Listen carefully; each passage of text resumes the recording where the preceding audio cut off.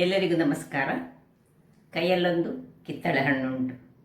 ಹೆಚ್ಚಾಗಿ ನಾವು ಕಿತ್ತಳೆ ಹಣ್ಣಿನ ಸಿಪ್ಪೆಯನ್ನು ತೆಗೆದು ಬಿಸಾಡಿ ಅದರೊಳಗಿನ ಹಣ್ಣನ್ನು ಮಾತ್ರ ತಿನ್ನುವುದು. ಈ ಕಿತ್ತಳೆ ಹಣ್ಣಿನ ಸಿಪ್ಪೆಯಿಂದ ಚಟ್ನಿಯನ್ನು ಮಾಡ್ತಾರೆ. ಇವತ್ತೊಂದು ನಾನು ಒಂದು ಹುಳಿ, ಕಿತ್ತಳೆ ಹಣ್ಣಿನ ಸಿಪ್ಪೆಯ ಹುಳಿ, ಅದರ ಗೊಜ್ಜು ಅಂತ ಸಹ ಕರಿಬೋದು. ಯಾಕೆಂದರೆ ಬೆಲ್ಲ ಮತ್ತು ಇದಕ್ಕೆ ಹುಳಿಯನ್ನು ಯೂಸ್ ಮಾಡಿದ್ರಿಂದಾಗಿ ಕಿತ್ತಳೆ ಹಣ್ಣಿನ ಹುಳಿಯೂ ಹೇಳ್ಬೋದು, ಕಿತ್ತಳೆ ಹಣ್ಣಿನ ಗೊಜ್ಜು ಸಹ ಹೇಳ್ಬೋದು. ಹಾಗಾದರೆ ಬಹಳ ಟೇಸ್ಟಿಯಾಗಿ ಬರ್ತದೆ. ನೀವು ಒಮ್ಮೆ ಮಾಡಿ ನೋಡಿದರೆ ಮತ್ತೆ ಮತ್ತೆ ಈ ಕಿತ್ತಳೆಯ ಸಿಪ್ಪೆಯನ್ನು ಬಿಸಾಡೋದೇ ಇಲ್ಲ. ಅದನ್ನು ಒಣಗಿಸಿ ಇಟ್ಟರೆ ಸಹ ಅದನ್ನು ಪೌಡರ್ ಮಾಡಿ ನಾವು ಈ ಕಡಲೆ ಹುಡಿ ಹಾಗೂ ಸ್ವಲ್ಪ ಮೊಸರನ್ನು ಸೇರಿಸಿ ಮುಖಕ್ಕೆ ಸ್ವಲ್ಪ ಹಚ್ಚಿದರೆ ಮುಖದ ಕಾಂತಿ ಸಹ ಬಹಳ ಹೆಚ್ಚುತ್ತದೆ ಅಂತ. ಹೆಚ್ಚಾಗಿ ನಾನು ಒಮ್ಮೊಮ್ಮೆ ಮಾಡ್ತೇನೆ, ಬಟ್ ಯಾವಾಗಲೂ ಮಾಡ್ತಾ ಇಲ್ಲ.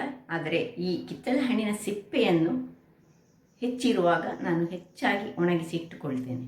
ಹಾಗಾದರೆ ಯಾರೆಲ್ಲ ನನ್ನ ಚಾನಲನ್ನು ನೋಡ್ತಿದ್ದೀರಿ, ಯಾರೆಲ್ಲ ಇನ್ನೂ ಸಬ್ಸ್ಕ್ರೈಬ್ ಮಾಡಿಲ್ಲ, ದಯವಿಟ್ಟು ಸಬ್ಸ್ಕ್ರೈಬ್ ಮಾಡಿ ಸಪೋರ್ಟ್ ಮಾಡಿ ಅಂತ ಹೇಳ್ತಾ ಬನ್ನಿ ಯಾವ ರೀತಿಯಲ್ಲಿ ನಾನು ಈ ಒಂದು ಕಿತ್ತಳೆಯ ಸಿಪ್ಪೆಯ ಹುಳಿಯನ್ನು ಮಾಡಿದ್ದೇನೆ ನೋಡೋಣ. ನಮಸ್ತೆ ಮಿತ್ರರೇ, ಇವತ್ತು ಈ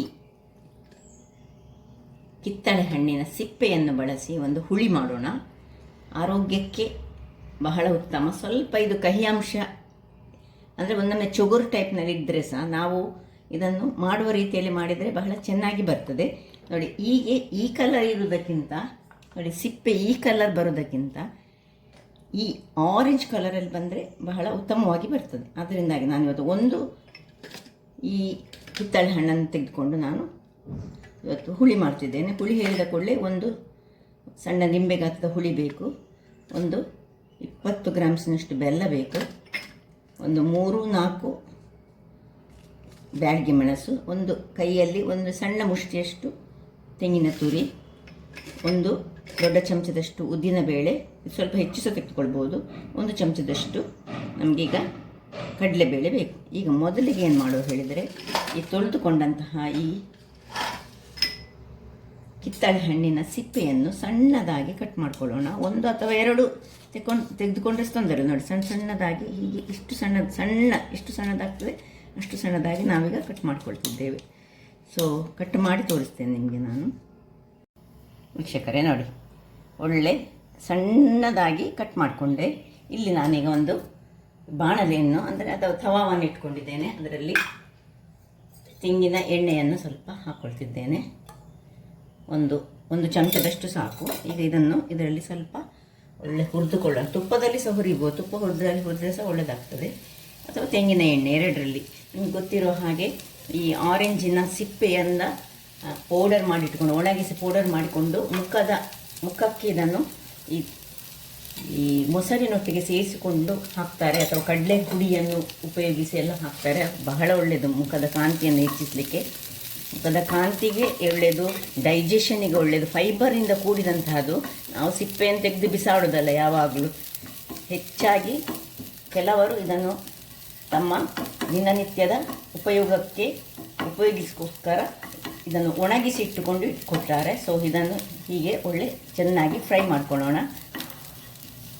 ವೀಕ್ಷಕರೇ ನೋಡಿ, ಇದಾಯಿತು. ಇದನ್ನೀಗ ಪಕ್ಕಕ್ಕಿಟ್ಟುಕೊಂಡು ಇದಕ್ಕೊಂದು ಮಸಾಲೆಯನ್ನು ರೆಡಿ ಮಾಡಿಕೊಳ್ಳೋಣ. ಮಸಾಲೆಗೆ ನಮಗೆ ಏನು ಬೇಕು ಹೇಳಿದರೆ, ನಾನು ಹೇಳಿದ ಹಾಗೆ ಈ ಒಂದು ಕೊತ್ತಂಬರಿ ಆಗ ತೋರಿಸಿಕೊಟ್ಟೆ ಅಲ್ಲ, ಇದನ್ನೆಲ್ಲ ಈಗ ಚೆನ್ನಾಗಿ ಫ್ರೈ ಮಾಡ್ಕೊಳ್ಳೋಣ. ಮೊದಲಿಗೆ ಇದು ಬಿಸಿ ಆಗಲಿ.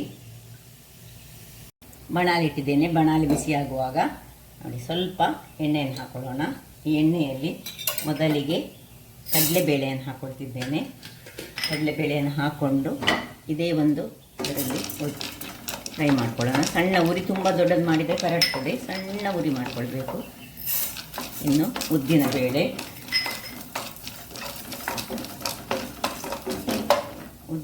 ಆದಮೇಲೆ 4 ಬ್ಯಾಡಗಿ ಮೆಣಸು, ಕರಿಬೇವಿನ ಸೊಪ್ಪು, 2 ಎಳೆಯಷ್ಟು ಕರಿಬೇವಿನ ಸೊಪ್ಪು ಹಾಕೊಳ್ಳಿ. ಕರಿಬೇವಿನ ಸೊಪ್ಪು ಸಹ ಆರೋಗ್ಯಕ್ಕೆ ತುಂಬ ಒಳ್ಳೆಯದಾದ್ರಿಂದಾಗಿ ಸ್ವಲ್ಪ ಹೆಚ್ಚು ಸಹ ಮತ್ತು ಪರಿಮಳವನ್ನು ಸಹ ಕೊಡ್ತದೆ. ಕೊತ್ತಂಬರಿ ಬೀಜವನ್ನು ಹಾಕೊಳ್ಳೋಣ. ಕೊತ್ತಂಬರಿ ಬೀಜ ಸ್ವಲ್ಪ ಅದರದ್ದು ಘಮ ಬರ್ತದೆ. ಅಷ್ಟಾಗುವಾಗ ಈ ತೆಂಗಿನ ತುರಿ ಡ್ರೈ ತೆಂಗಿನ ತುರಿ ಆದರೆ ಸಹ ಒಳ್ಳೆಯದಾಗ್ತದೆ. ಇದು ಹಸಿಯೇ ಬೇಕಂತ ಏನಿಲ್ಲ, ಡ್ರೈ ಇದ್ದರೆ ಸಹ ಒಳ್ಳೆಯದಾಗ್ತದೆ. ಅದು ಮಾಡುವಾಗ ಈ ಪೌಡರ್ ಉಂಟಲ್ಲ, ಸಾರಿನ ಪುಡಿಯನ್ನು ಸಹ ಯೂಸ್ ಮಾಡಿ ಸಹ ನಾವು ಮಾಡ್ಕೊಳ್ಬೋದು, ಅಥವಾ ನಾವು ಹೀಗೆ ಫ್ರೆಶ್ ಆಗಿ ಪ್ರಿಪೇರ್ ಮಾಡಿ ಸಹ ಮಾಡ್ಕೊಳ್ಬೋದು. ಇದು ಸ್ವಲ್ಪ ತೆಂಗಿನ ತುರಿದು ಘಮ ಬರಬೇಕು, ಅದರದ್ದು ಫ್ರೈ ಆಗುವ ಒಂದು ಘಮ ಬರ್ತದಲ್ಲ, ಅದು ಆಗೋ ತನಕ ಮಾಡಿ ಇದನ್ನು ಆಫ್ ಮಾಡ್ಕೊಳ್ಳೋಣ. ಯಾಕೆ ಹೇಳಿದರೆ ಕಬ್ಬಿಣದ ಇದರಲ್ಲಿ ಆದರೆ ಪರಿಮಳ ಜಾಸ್ತಿ ಸಹ, ಮತ್ತು ಅದರೊಟ್ಟಿಗೆ ಇದು ಬಿಸಿ ಹೆಚ್ಚಿರ್ತದೆ, ಅದರಿಂದಾಗಿ ಜಾಗ್ರತೆಯಲ್ಲಿ ಫ್ರೈ ಮಾಡಬೇಕು. ಈ ಮಸಾಲೆಯಲ್ಲಿ ತಣ್ಣಗಾಗ್ತಿರುವಾಗ ನಾವು ಇಲ್ಲಿ ಒಂದು ಸ್ವಲ್ಪ ನೀರನ್ನು ಹಾಕ್ಕೊಂಡು ಇದರಲ್ಲಿ ಹುಳಿಯನ್ನು ಕಿವಿಚಿಕೊಳ್ಳೋಣ. ಒಳ್ಳೆ ಕಿವಿಚಿಕೊಂಡು ಹುಳಿಯ ಪಲ್ಪು ಹೊರಗೆ ತೆಗೆದುಕೊಳ್ಳೋಣ. ಇನ್ನು ಇದಕ್ಕೆ ಒಂದು ದೊಡ್ಡ ತುಂಡು ಬೆಲ್ಲವನ್ನು ಹಾಕ್ಕೊಳ್ತಿದ್ದೇನೆ. ಬೆಲ್ಲ ಮಸ್ಟ್ ಇದಕ್ಕೆ. ಇದನ್ನು ಹಾಕ್ಕೊಂಡು ಇಲ್ಲಿ ಇದನ್ನು ಕುದಿಲಿಕ್ಕೆ ಒಂದು ಬಿಡೋಣ. ಅದಕ್ಕೆ ಸ್ವಲ್ಪ ಕೆಲವು ಸಾಮಗ್ರಿಗಳನ್ನೀಗ ಹಾಕೊಳ್ಳೋಣ. ವೀಕ್ಷಕರೇ, ಈಗ 2 ಕಾಯಿ ಮೆಣಸನ್ನು ಕಟ್ ಮಾಡ್ಕೊಂಡು ಹಾಕ್ಕೊಳ್ತಿದ್ದೇನೆ. ಸ್ವಲ್ಪ ಉಪ್ಪನ್ನು ಹಾಕ್ಕೊಳ್ತಿದ್ದೇನೆ. ಇನ್ನು ಏನು ಇಲ್ಲಿ ನಾವು ಮಾಡಿಟ್ಟುಕೊಂಡಿದ್ದೇವೆ ನೋಡಿ, ಫ್ರೈ ಮಾಡಿಟ್ಟುಕೊಂಡಿದ್ದೇವೆ, ಇದನ್ನು ಇದರೊಳಗೆ ಹಾಕ್ಕೊಳ್ತಿದ್ದೇನೆ. ಹಾಕ್ಕೊಂಡು ಬೆಲ್ಲವನ್ನು ಒಳ್ಳೆ ಕರಗಬೇಕು, ಮತ್ತು ಅದರೊಟ್ಟಿಗೆ ಅದು ಆ ಬೆಲ್ಲ, ಉಪ್ಪು, ಹುಳಿ ಮತ್ತು 1-2 ಮೆಣಸಿನ ಖಾರ, ಅದರೊಟ್ಟಿಗೆ ಸಿಪ್ಪೆಯ ಚೊಗರು ಅಂಶ ಮತ್ತು ಏನೆಲ್ಲ ಅಂಶಗಳುಂಟು ಅದನ್ನು ಎಳೆದುಕೊಳ್ಬೇಕು. ಅದಕ್ಕೋಸ್ಕರ ಇದನ್ನು ಹೀಗೆ ಮುಚ್ಚಿಟ್ಟುಕೊಂಡು, ಬೆಲ್ಲ ಒಂದು ಸರಿ ಕರಗಲಿಲ್ಲ ಅಂದರೆ ಅದರಲ್ಲಿ ತಳ ಹಿಡಿದಾಗೆ ಆಗ್ತದೆ. ಸೊ ಅಷ್ಟು ತನಕ ಸ್ವಲ್ಪ ಕೈ ಆಡಿಸಿಕೊಂಡು ಮುಚ್ಚಳ ಮುಚ್ಚಿ ಇದನ್ನು ಬೇಯಿಸ್ಕೊಳ್ಳೋಣ. ಇದಿಲ್ಲಿ ಬೇಯ್ತಾ ಇರುವಾಗ ಇದು ನೋಡಿ, ಇದಕ್ಕೆ ತಣ್ಣಗಾಗಿದೆ. ಇದನ್ನು ನಾವು ಒಂದು ಮಿಕ್ಸಿಗೆ ಹಾಕ್ಕೊಂಡು, ಇದರಲ್ಲಿ ಏನಿಲ್ಲ, ಕೆಲವೇ ಸಾರಿನ ಪುಡಿ ಇದ್ದರೆ ಸಹ ನಡೀತದೆ, ಅದರಲ್ಲಿ ಸಹ ಮಾಡ್ಕೊಳ್ಬೋದು. ನಾವು ಸ್ವಲ್ಪ ತೆಂಗಿನ ತುರಿ ಹಾಕಿದರೆ ಆಗ್ತದೆ. ಇದರಲ್ಲಿ ಚಟ್ನಿ ಸಹ ಮಾಡ್ತಾರೆ, ಚಟ್ನಿ ಸಹ ಬಹಳ ಚೆನ್ನಾಗಿ ಬರ್ತದೆ. ಚಟ್ನಿ ಮಾಡುವಾಗ ಮಾತ್ರ ಮೊದಲಿಗೆ ಇದನ್ನು ಇದು ಫ್ರೈ ಮಾಡಲಿಕ್ಕಿಲ್ಲ, ಅದನ್ನು ಸ್ವಲ್ಪ ಸುರಿಗೆ ಬೇಯಿಸಿಕೊಳ್ಳೋದು. ಸ್ವಲ್ಪ ನೀರನ್ನು ಹಾಕ್ಕೊಂಡು ಒಂದು ಒಳ್ಳೆ ಮಸಾಲೆ ಮಾಡಿ ತರ್ತೇನೆ. ವೀಕ್ಷಕರೇ, ಇಲ್ಲಿ ನೋಡಿ, ಮಸಾಲೆ ಈ ರೀತಿಯಾಗಿ ಬರಬೇಕು, ನಿಮಗೆ ಕಾಣ್ಬೋದು ನೋಡಿ. ಈಗ ಫ್ರೈನಾದ ಮಸಾಲೆ ಬೇಕು ನಮಗೀಗ. ಇಲ್ಲೀಗ ಇದನ್ನೊಮ್ಮೆ ಚೆಕ್ ಮಾಡ್ಕೊಳ್ಳೋಣ. ಚೆನ್ನಾಗಿ ಹೊಂದಿಕೊಳ್ಬೇಕು ಇದರಲ್ಲಿ, ಯಾವುದೇ ಇಲ್ಲದಿದ್ದರೆ ನಮಗೆ ಸ್ವಲ್ಪ ಅದರದ್ದು ನಾನು ಹೇಳಿದಲ್ಲ, ಈ ಆರೆಂಜ್ ಸ್ವಲ್ಪ ಹೇಗಿರ್ತದೆ ಹೇಳಿದರೆ,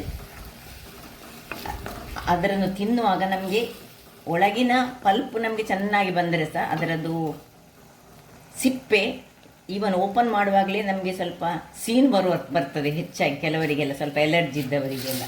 ಹಾಗಿರುವಾಗ ಇದರದ್ದು ಒಂದು ಒಳ್ಳೆ ಅಂಶಗಳೆಲ್ಲ ಈ ಒಂದು ಹುಳಿ, ಉಪ್ಪು, ಖಾರದೊಟ್ಟಿಗೆ ಮಿಶ್ರ ಆಗಬೇಕು. ಅಷ್ಟು ತನಕ ಇದನ್ನು ಸ್ವಲ್ಪ ಹೊತ್ತು ಹೀಗೆ ಬೇಯಿಸ್ಕೊಳ್ಳೋಣ.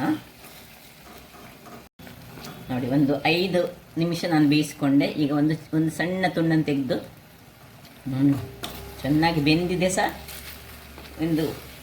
ಈ ಕಿತ್ತಳೆ ಸಿಪ್ಪೆ ಹೇಳಿಯೇ ಗೊತ್ತಾಗೋದಿಲ್ಲ. ಈಗ ನಾವೇನು ಮಾಡೋ ಹೇಳಿದರೆ, ಏನು ಮಿಶ್ರಣ ಮಾಡಿಟ್ಕೊಂಡಿದ್ದೇವೆ ನೋಡಿ ಮಸಾಲೆ, ಇದನ್ನು ಇದಕ್ಕೆ ಸೇರಿಸ್ಕೊಳ್ಳೋಣ.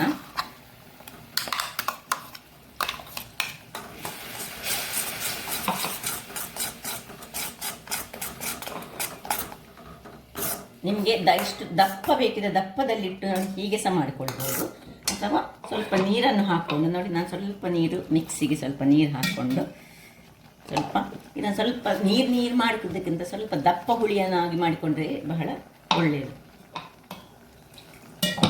ಸೊ ಸ್ವಲ್ಪ ಇನ್ನೂ ಸಹ ನೀರು ಬೇಕಾಗಿದೆ ಇದಕ್ಕೆ. ಯಾಕೆ ಹೇಳಿದರೆ ಇದು ಇದರಲ್ಲೇ ಸ್ವಲ್ಪ ಹೊತ್ತು ಒಂದು 5 ನಿಮಿಷ, ಇನ್ನು 5 ನಿಮಿಷ ಇದರಲ್ಲಿ ಕುದಿಬೇಕಿದು. ಸ್ವಲ್ಪ ನೀರನ್ನು ಹಾಕ್ಕೊಳ್ತಿದ್ದೇನೆ ನೋಡಿ, ತುಂಬ ದಪ್ಪ ಆಯಿತು. ದೋಸೆ ತಿನ್ನಲಿಕ್ಕೆ ಆಗ್ತದೆ, ಇಡ್ಲಿ ತಿನ್ನಲಿಕ್ಕೆ ಆಗ್ತದೆ, ಅನ್ನದೊಟ್ಟಿಗೆ ಸಹ ಸೂಪರ್ ಕಾಂಬಿನೇಷನ್.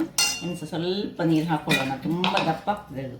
ಯಾಕೆ ಹೇಳಿದರೆ ಉದ್ದಿನಬೇಳೆ ಮತ್ತು ಕಡಲೆಬೇಳೆ ಇದರಲ್ಲಿ ಇರುವುದರಿಂದಾಗಿ. ಇನ್ನು ಮುಚ್ಚಳವನ್ನು ಮುಚ್ಚಿ ಒಂದು 5 ನಿಮಿಷಗಳ ಕಾಲ ಇದನ್ನು ಕುದಿಸ್ಕೊಳ್ಳೋಣ. ವೀಕ್ಷಕರೇ ನೋಡಿ, ಒಳ್ಳೆ ಕುದಿತು, ಹೇಗೆ ಬಂತು ನೋಡಿ, ದಪ್ಪ ದಪ್ಪ. ನಾನು ಆಗ ಸರಿ ನೀರು ಸಹ ಹಾಕ್ಕೊಂಡಿದ್ದೇನೆ. ಈಗ ಇದಕ್ಕೊಂದು ಸಣ್ಣ ಒಗ್ಗರಣೆ ಕೊಡೋಣ. ಇಲ್ಲಿ ಒಂದು ಒಗ್ಗರಣೆಗೆ ಒಂದು ಪಾತ್ರೆಯನ್ನು ಇಟ್ಟುಕೊಂಡಿದ್ದೇನೆ. ಆಗ ಫ್ರೈ ಮಾಡಿದಂತಹ ಯಾವುದನ್ನು ನಮ್ಮ ಕಿತ್ತಳೆಯ ಸಿಪ್ಪೆಯನ್ನು ಇದರಲ್ಲಿ ನಾನು ಫ್ರೈ ಮಾಡಿಕೊಂಡಾಗ ಅದೇ ಪಾತ್ರೆಯನ್ನು ಉಪಯೋಗಿಸ್ಕೊಳ್ಬೋದು. ಏನು ಒಗ್ಗರಣೆ ಇದ್ದೇ ಬೇಕಂತೇನಿಲ್ಲ. ಸಾಸಿವೆ, ಕರಿಬೇವಿನ ಸೊಪ್ಪು ಮತ್ತು ಒಂದು ದಪ್ಪ ಮೆಣಸು, ಇದು ರೌಂಡ್ ಮೆಣಸು, ರಾಮನಾಡು ಮೆಣಸನ್ನು ಹೀಗೆ ಇದು ಮಾಡಿಕೊಂಡ್ರೆ ಆಫ್ ಮಾಡ್ಕೊಳ್ಳೋಣ. ಇನ್ನು ಸ್ವಲ್ಪ ಮೆಣಸನ್ನು ಇದರಲ್ಲಿ ಫ್ರೈ ಮಾಡ್ಕೊಳ್ಳೋಣ. ಆಫ್ ಮಾಡ್ಕೊಂಡು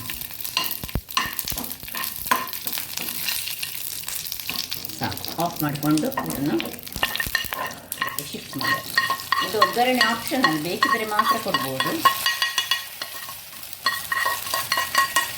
ಆಯ್ತು, ಇದಂತ ಗೊಜ್ಜನ್ನು ಆಫ್ ಮಾಡ್ಕೊಳ್ತಿದ್ದೇನೆ.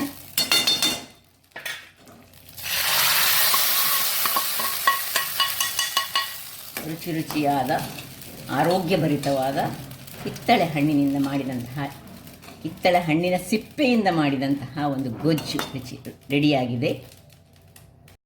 ವೀಕ್ಷಕರೇ, ಸರ್ವ್ ಮಾಡೋಣ. ನೋಡಿ, ದಪ್ಪ ದಪ್ಪವಾಗಿ ಒಂದೇ ಒಂದು ಕಿತ್ತಳೆಯನ್ನು ಯೂಸ್ ಮಾಡಿದಂತಹ, ಅಂದರೆ ಕಿತ್ತಳೆ ಸಿಪ್ಪೆಯನ್ನು ಯೂಸ್ ಮಾಡಿದಂಥದ್ದು. ಕಿತ್ತಳೆ ಹಣ್ಣನ್ನು ನಾವು ತಿನ್ಬೋದು, ಸಿಪ್ಪೆಯನ್ನು ಬಿಸಾಡಬೇಡಿ ಇನ್ನು ಮುಂದೆ. ನಮ್ಮಮ್ಮನೇ ಬಿಸಾಡೋದಿಲ್ಲ, ಒಣಗಿಸಿಟ್ಟುಕೊಂಡು ನಾವು ಒಂದು ಮುಖಕ್ಕೆ ಫೇಸ್ ಪ್ಯಾಕ್ ಆಗಿ ಸಹ ಮಾಡ್ತೇವೆ, ಅಥವಾ ಇತರ ಕೆಲವರು ಇದರ ಚಟ್ನಿ ಮಾಡ್ತಾರೆ. ಚಟ್ನಿ ಸಹ ಬಹಳ ಚೆನ್ನಾಗಿ ಬರ್ತದೆ. ಸೊ ಈ ಗೊಜ್ಜಂತೂ ಬಹಳ ಚೆನ್ನಾಗಿದೆ. ನೋಡಿದ್ರಲ್ಲ ವೀಕ್ಷಕರೇ, ಒಂದು ಸುಲಭ ವಿಧಾನ, ಏನಿಲ್ಲ, ನಾವು ಆ್ಯಸ್ ಯೂಶ್ವಲ್ ಮಾಡೋ ಹಾಗೆ ಕಿಚನಲ್ಲಿರೋ ಸಾಮಾನುಗಳನ್ನೇ ಯೂಸ್ ಮಾಡಿದಂತಹ ಒಂದು ರುಚಿಕರವಾದ ಕಿತ್ತಳೆಯ ಹಣ್ಣಿನ ಸಿಪ್ಪೆಯ ಗೊಜ್ಜು ರೆಡಿಯಾಗಿದೆ.